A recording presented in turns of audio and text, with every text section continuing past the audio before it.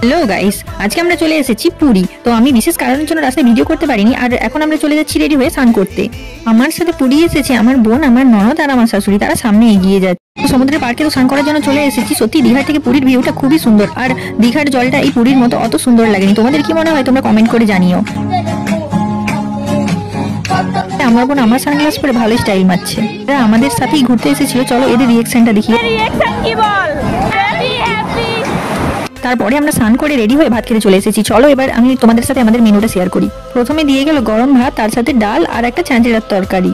তারপর কিছুক্ষণ পর দিয়ে গেল মাছের তরকারি। মাছটা সত্যি অসাধারণ খেতে ছিল। খাওয়া দাওয়া শেষ করে এসেছি একটু বারান্দায় ঘুরতে। তো বারান্দা থেকে আমাদের ভিউটা দেখো কেমন লাগছে। তারপর বিকাল হতেই আমরা সবাই মিলে রেডি হয়ে ঘুরতে বেরিয়ে পড়েছি। ঘুরতে ঘুরতে আমরা চলে এসেছিলাম এই পুরীর শ্মশানে, যেখানে প্রতিদিন হাজার হাজার মৃত মানুষকে পোড়ানো হয়। তো সত্যি এটা একটা ভয়ানক জায়গা। ভয়ানক জায়গা থেকে বেরিয়ে আমরা চলে এসেছিলাম কেনাকাটা করতে। তো এই দোকানে এই বোতলগুলো দেখো আমার খুব পছন্দ হয়েছিল, তাই একটা বোনের জন্য নিয়ে নিলাম।